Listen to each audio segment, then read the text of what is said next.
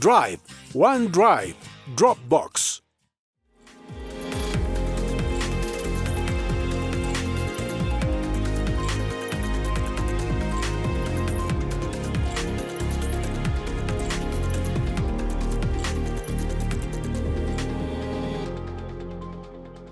Hola, soy Alejandro García. Hola, y yo Shadani Policanti, y nos da mucho gusto estar con ustedes en un episodio más de Saberes Digitales. Oye, Shada, ¿te ha pasado alguna vez que guardas información en un disco o memoria y al momento de abrirlo en otro equipo no lo encuentra o simplemente te genera un error? Sí, qué fastidio. Lo peor es que esto siempre ocurre con documentos o cosas súper importantes. Sí, yo debo confesar que en algunas ocasiones lo ocupé como un pretexto cuando se me complicaba la vida. Espero que no me estén viendo a quienes les decía, es que sí lo hice, pero se dañó mi memoria.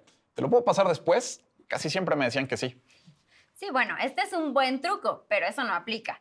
Y mucho menos desde que se inventó la nube. Ya todo lo puedes almacenar ahí, así que adiós a esos pretextos. Sí, ya sé. Mejor veamos algunos tipos de herramientas para resguardar nuestros archivos y cómo protegerlos de los hackers. Bueno, pues comencemos este programa de Saberes Digitales. El almacenamiento en la nube proviene del inglés Cloud Storage y es un modelo de almacenamiento de datos basado en redes de computadoras ideado en los años 60. Si bien esta innovación tuvo sus inicios en aquella década, fue hasta los años 90 que, con el desarrollo de la web, el aumento del ancho de banda y la disminución de los costos, tuvo un mayor crecimiento este tipo de almacenamiento. La principal característica del almacenamiento en la nube radica en que resguarda todo en espacios virtuales.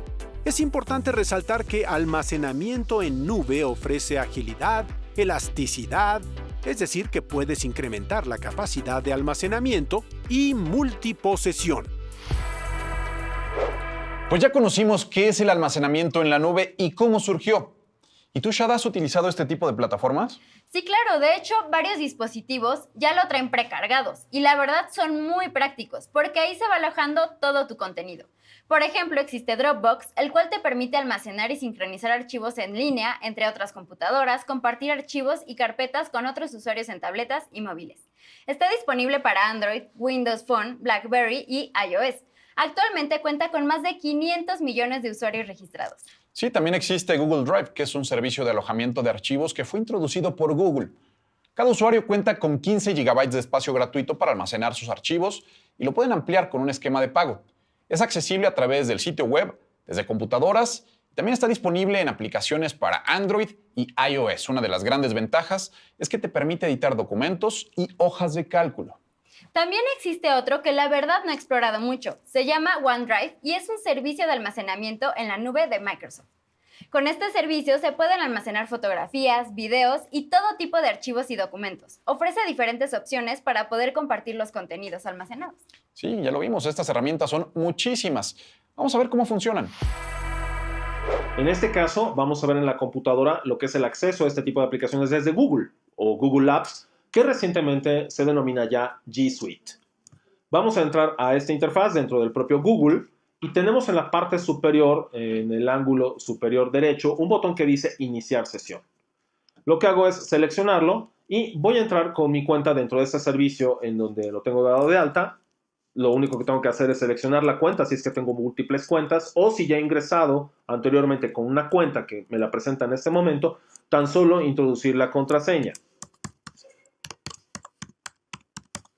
Una vez que se introduce la contraseña, lo que hace es aparentemente ponerme, una interfaz muy similar a la anterior, pero ya no aparece el botón de iniciar sesión en el ángulo superior derecho del navegador, sino que lo que incluye, es mi foto de perfil, porque ya estoy firmado dentro del servicio y tenemos un par de opciones. Una que dice correo, puedo ya acceder a mi correo electrónico, es uno de los servicios que tengo en esta interfaz de nube pública, acceder a imágenes que tenga guardadas, etcétera. Pero hay otro botón que tiene varios cuadritos y que me permite, como lo indica precisamente el apuntador del ratón al posicionarlo encima de este botón, acceder a Google Apps. O sea, las aplicaciones que tengo disponibles en la nube. Le voy a dar clic ahí y aquí es donde tenemos el acceso a múltiples servicios de aplicaciones. Por supuesto, la primera es acceder a configurar mi propia cuenta, usar Google para lo que tradicionalmente la mayoría de la gente lo usa, que es para hacer búsquedas,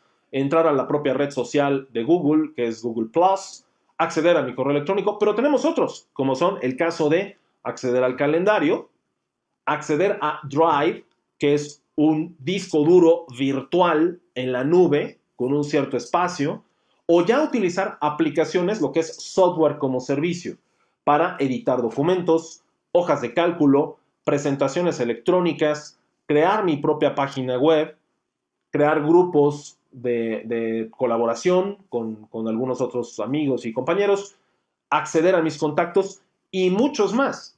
Por ejemplo, si le doy clic en más, hay otras opciones. Acceder a mis opciones personalizadas de YouTube, mis mapas personalizados o los que más frecuentemente utilizo, acceder a noticias, fotos que tenga resguardadas ahí, una bóveda de almacenamiento de información para guardar más datos, comunicaciones de videoconferencia, como es el caso de Hangouts, o crear formularios, como podría ser para algún tipo de encuestas, etc. Todos estos servicios se tienen disponibles de manera inmediata, de nuevo, insisto, como software como servicio. Hay diversas aplicaciones aquí, como puede ser la edición de documentos o de hojas de cálculo de presentaciones.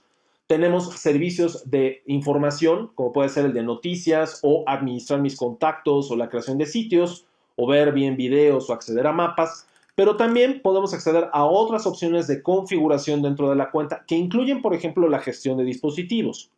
Si yo entro a las opciones de mi cuenta, lo que tenemos es todo también un cúmulo de opciones que uno puede configurar de manera mucho más personalizada en función de las necesidades. Por ejemplo, se puede tener en la parte de acceso y seguridad el control de notificaciones y las actividades en los diversos dispositivos que se tengan asociados a esta cuenta. Esto es algo muy práctico, por ejemplo, por si uno pierde el teléfono celular o la tableta. Si uno accede a notificaciones de actividad de dispositivos, se puede controlar perfectamente todos los dispositivos que utilizan esta cuenta en la nube para resguardar la información. Lo tenemos precisamente ya en esta interfaz en el lado derecho, en donde dice cuáles son los dispositivos utilizados recientemente. Lo primero que me dice es en qué dispositivo estoy accediendo en este momento a mi cuenta en la nube, que es una computadora portátil Mac. Pero también tengo otros dispositivos adicionales que utilizan la misma cuenta para resguardar información, como puede ser un phablet, o sea, un teléfono tablet, un teléfono móvil, entre otros dispositivos que también tengo registrados, como otra tableta de tipo Android y otra computadora de escritorio. Todas estas cosas me permiten, incluso si selecciono alguno de esos dispositivos, darle clic para, por ejemplo, localizarlo si es que no lo encuentro y que entonces emita algún tipo de alarma. Si lo he perdido o me lo han robado, bloquearlo o incluso borrar desde esta interfaz la información que tenga ese dispositivo. Vemos que es muy sencillo, o sea, creando un usuario se pueden tener acceso a diversos servicios de resguardo en la nube, tanto de contactos como de imágenes y en general de toda la información. Claro, Shada, pero como todo tiene ventajas y desventajas. Yo no soy experto, pero considero que las principales desventajas radican en la seguridad. Como decía el documental El dilema de las redes sociales, cuando no distingues cuál es el producto, es porque el producto eres tú. Ay, Alex, eres muy desconfiado. Mejor veamos la siguiente información. Mucha gente sigue teniendo la duda de si realmente es práctico, es adecuado tener información en los servicios de la nube público-privada, híbrida o comunitaria. O si bien todo se debe de guardar dentro de un solo equipo, una sola computadora, en la casa, en la oficina, etc.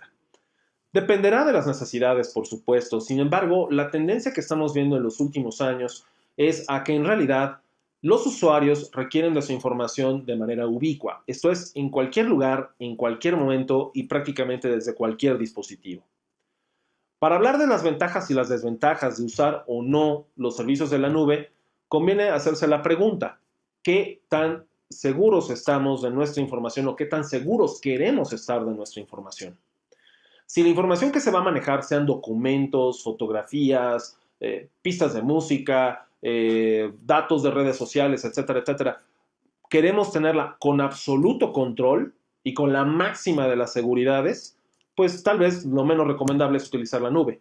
Tener una buena cantidad de discos duros en la casa o en la oficina, hacer respaldos permanentemente, tener muy bien organizado en carpetas toda nuestra información, generalmente por años, por tipo de dato, por origen de la información, etcétera, etcétera, tenerlo perfectamente clasificado. Y por supuesto, como siempre, y esto es algo fundamental para cualquier usuario, no importa si usa la nube o no, siempre se debe de tener pues más de un respaldo, no solamente uno.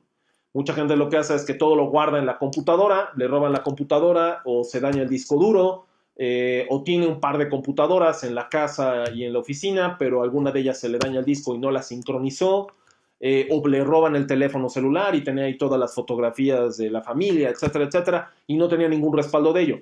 Independientemente de si se usa nube o no, la primera recomendación de seguridad y de protección de la información es mantener una copia en algún lugar, de menos una. Excelentes recomendaciones. Siempre hay que resguardar los archivos más relevantes en varios dispositivos, por si uno se llega a descomponer o nos lo roban, no perdemos nuestro contenido. Sí, tienes mucha razón, Shada. A mí me pasó con la tesis. Ya la llevaba avanzada y ¡pum! Se descompuso mi computadora. La tuvieron que formatear, entonces lo que tenía avanzado se perdió. Mejor sigamos viendo las recomendaciones del almacenamiento en la nube. Regresando al tema de la seguridad de la nube. Si conviene o no tenerlo, mucha gente ha decidido por incluso tener el respaldo de toda su información en los discos virtuales en la nube. Generalmente los espacios que dan este tipo de servicios no rebasan los 5 o 10 terabytes en el mejor de los casos.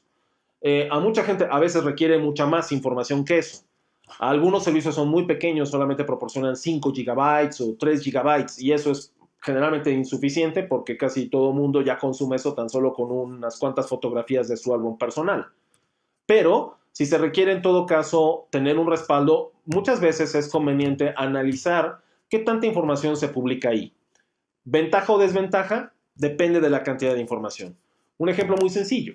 Se puede tener un disco duro por un precio que no rebasa los 100 o 150 dólares de muy buena capacidad, unos 2 o 3 terabytes, y guardar ahí la información de manera local, o estar pagando los 100 o 150 dólares por tener más o menos el mismo espacio, 3 a 5 terabytes, en la nube. ¿Ventaja o desventaja? En el caso del disco duro que se tenga en la casa, bueno, pues uno lo tiene de manera inmediata, por conectarlo por USB a la computadora portátil o de escritorio, pues la transferencia es muy rápida, se recupera la información muy rápido porque está local la información, los 2 o 3 terabytes que se hayan respaldado. Ventaja de tenerlo en la nube, a diferencia del disco duro, que si se puede perder o dañar o desmagnetizar o alguna cosa por el estilo y perder la información, pues en la nube seguramente se va a conservar. La desventaja es el tiempo de transferencia, ya sea para subir la información o bajar la información y tener acceso específico a cada una de las carpetas y como tengamos organizado los datos. Lo mejor seguramente sería tener los dos, esto es tanto un disco duro local donde se respalda la información como un servicio de almacenamiento en la nube. Después de escuchar estas sugerencias, ¿qué prefieres, Alex? ¿Resguardar tu información en la nube o en discos duros? Creo que depende mucho de la información. Si son documentos del trabajo, por ejemplo, sí los resguardo en la nube. Pero documentos más personales como el acta de nacimiento y el pasaporte, la verdad me da miedo que me vayan a hackear y que alguien pueda suplantar mi identidad para hacer fechorías o algo así, yo qué sé. Pues eso se puede aunque solo tengas ejemplares físicos. Uno nunca está exento de esas cosas.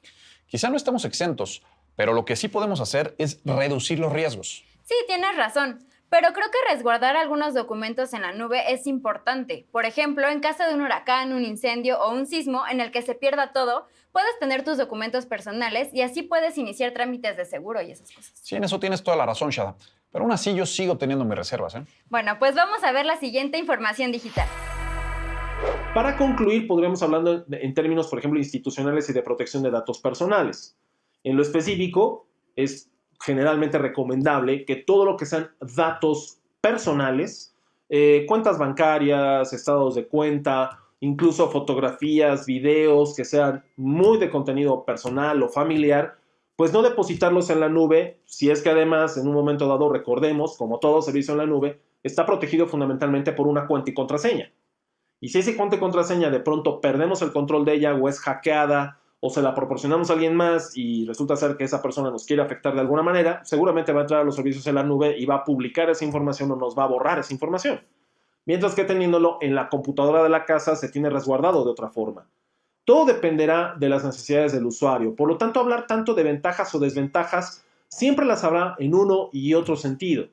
Conviene que revises cuáles son tus necesidades, cómo es normalmente tu uso de información, el acceso a la información, desde dónde entras a la información, qué tanto te desplazas, qué tanta rapidez necesitas para recuperar los datos y entonces sí tomar decisiones de cuáles son las mejores formas de resguardar y proteger tus datos. Si solamente de manera local, si solamente en la nube o de manera híbrida, tanto en lo local como en la nube. Ya ves, Shada, hay que ser precavidos con lo que subimos a la nube. ¿Qué tal que alguien te hackea o peor aún, alguien que te conoce y te quiere hacer daño?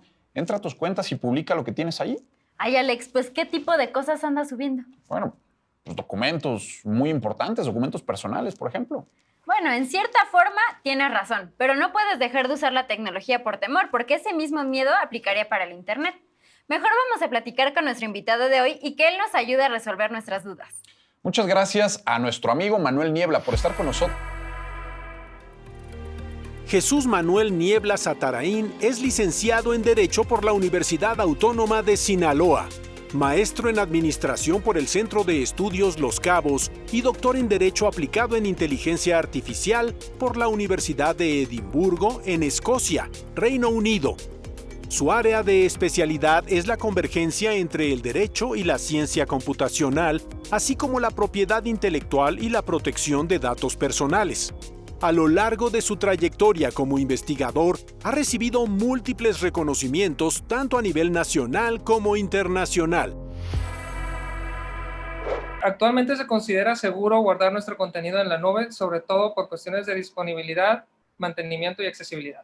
No existe realmente algún tipo de impedimento con respecto al tipo de información que debemos de guardar en la nube. Más que otra cosa, lo que se suele recomendar aquí es analizar el servicio que se está contratando con la nube y si éste corresponde a nuestras necesidades. Generalmente, el servicio en la nube se asocia con dos elementos considerados críticos: fiabilidad y, sobre todo, accesibilidad. Nuestra información confidencial contenida dentro de un servicio de nube se considera que está sometida a determinados parámetros de seguridad. Lo importante en este punto que hay que considerar es que dichos parámetros de seguridad van a variar con respecto al proveedor de servicio. Naturalmente, es importante leer las políticas de uso que nos va a brindar el proveedor de servicio y mantener una interacción constante con nuestra información, analizando naturalmente cuestiones tales como acceso y modificación dentro del servicio de la nube.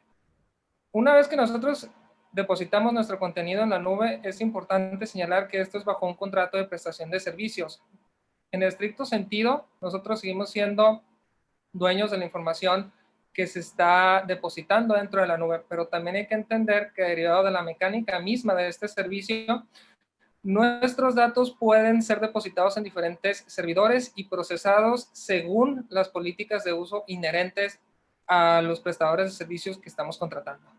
Básicamente, las redes sociales, derivado del volumen de información que están utilizando, es de suponer que ellos también serán uno de los principales contratantes de este tipo de servicio, sobre todo por lo que respecta no solamente a la cantidad de información que manejan, sino a la disponibilidad y sobre todo al mantenimiento y fiabilidad de la integridad de los datos que ellos van a guardar ahí.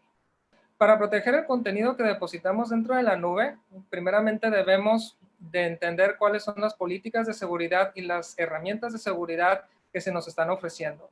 Una vez analizado esto, es importante realizar el procedimiento de configuración en temas de seguridad o el solicitar asistencia para activar los mecanismos de seguridad que la plataforma que estamos contratando nos ofrece. Bueno, en este punto, básicamente para garantizar la integridad de la información que depositamos dentro de las redes sociales, y si no conocemos o no dominamos las políticas de uso en cuestiones de seguridad, básicamente se recomiendan dos opciones. La primera y la más básica es acceder a dichas políticas de seguridad, comprender su mecánica y una vez hecho esto, implementarlas dentro de nuestra sesión. Segundo, y esto va más enfocado para usuarios con una preparación técnica limitada, solicitar el apoyo de la administración, del administrador, del servicio. Para identificar si nuestra información ha sido vulnerada una vez depositada dentro de la nube, es muy importante analizar los metadatos que nos van a decir en qué momento ha sido accesada, si ha sido utilizada y sobre todo hacia dónde es enviado. De igual manera necesitamos analizar la integridad misma de los datos depositados y por último, analizar el historial de uso del servicio de nuestra sesión dentro de la nube. En este punto hay que señalar que ante la amenaza de un hacker al momento de lo que respecta a la integridad de la nube es uno de los servicios que más avances ha tenido en ciberseguridad. Naturalmente, esto no lo exime de poder ser víctima en un momento específico de un ataque a través de un usuario malicioso. Sin embargo, a este momento se equipara la seguridad provista por la nube, por aquellos emitidos por servicios incluso físicos. En lo que respecta a los ataques de un hacker, lo que se debe de hacer, y esto es a manera preventiva, siempre es asegurarse que la integridad de nuestra información va a estar garantizada, ya sea a través de un sistema de backup previsto por el mismo administrador o incluso por nosotros mismos a través de dispositivos de almacenamiento físico. Primeramente debemos de analizar la integridad de nuestros datos contenidos en la nube en caso de que nuestra cuenta haya sido hackeada o vulnerada. Si podemos detectar que nuestra información ha sido utilizada o incluso ha sido objeto de algún tipo de daño, primeramente es reportarlo al administrador del servicio y después realizar el reporte inherente a la policía cibernética. Sí, es posible poner una denuncia en lo que respecta a un escenario donde hemos sido víctimas de hackeo. Esto tradicionalmente se realizaba ante la policía cibernética de la Policía Federal, pero en los últimos años hemos visto afortunadamente la proliferación de unidades de policía cibernética en los estados, siendo uno de los más relevantes el desarrollado por la Ciudad de México, que ya maneja un modelo de policía preventiva cibernética. Para hacer esta denuncia nosotros debemos de recopilar información relevante con respecto al delito que acabamos de sufrir. Es sumamente importante que en el momento en el cual se detecta precisamente la realización de este acto, se debe de acudir ante la autoridad correspondiente, levantar la denuncia y sobre todo estar presto a colaborar en la recopilación de material digital para cuestiones de peritajes. Bueno, en este caso, los jóvenes lo que deben de comprender de entrada, ¿sí?, es que ningún servicio digital es 100% infalible. Y no solamente la seguridad va a ser una cuestión que va a depender del administrador del servicio, mucho tiene que ver con el aspecto de cultura digital. Básicamente que nosotros comprendamos en qué consiste el servicio que se nos está ofertando y sobre todo el servicio que debemos adquirir y comprender que la seguridad también es una cuestión de cada usuario. Nosotros tenemos que estar analizando los permisos, la configuración, el acceso, qué es lo que queremos compartir, de qué manera y sobre todo a quién. Y reiterar que si se es víctima de un delito informático, la prontitud resulta fundamental y sobre todo cooperar con la autoridad correspondiente para que se realicen los peritajes computacionales necesarios. ¿Con qué aprendizajes de este programa te quedas, Alex? Bueno, la verdad, creo que ahora tengo menos miedo de almacenar la información en la nube. Lo que sí es que hay que ser súper cuidadosos con las contraseñas y esto para elevar la seguridad. Sí, así es. La contraseña puede hacer la diferencia entre una cuenta hackeada o no. Alex, fíjate que hoy les tengo una sorpresa. Tenemos una cápsula súper bonita sobre los celulares. Esta cápsula es cortesía de la serie La Ciencia Chida. Vamos a verla. Yo me despido y agradezco a nuestro amigo Manuel Niebla por todo su apoyo. Hasta la próxima. Adiós y los esperamos en el siguiente capítulo de Saberes Digitales.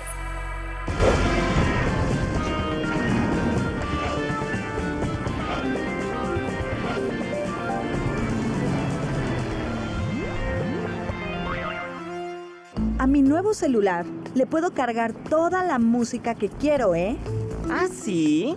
Pues el mío tiene capacidad para grabar videos de altísima calidad. Pues con este hago videos de 360 grados. Muy bien, chicos. Los felicito. Pero ninguno de ustedes sabe cómo funciono. Pues te encendemos y ya. Bueno, activarme es el inicio de un proceso más complejo e interesante. ¿Cómo? Los teléfonos móviles o celulares tenemos una red de antenas con las que recibimos y enviamos señales que llegan a los satélites. Estos las pueden enviar a cualquier lugar del planeta. La forma como se ensambla la red es muy similar a una célula. Por eso nos llaman así, celular. Cada antena permite atender diversas llamadas. Además, con este sistema múltiple de células, es posible mantener la comunicación sin importar que andemos en movimiento de un lado a otro.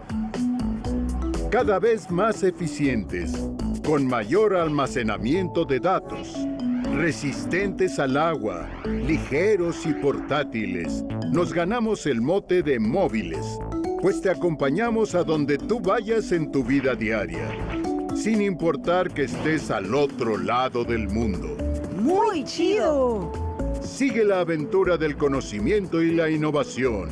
No te pierdas el próximo capítulo de La Ciencia Chida.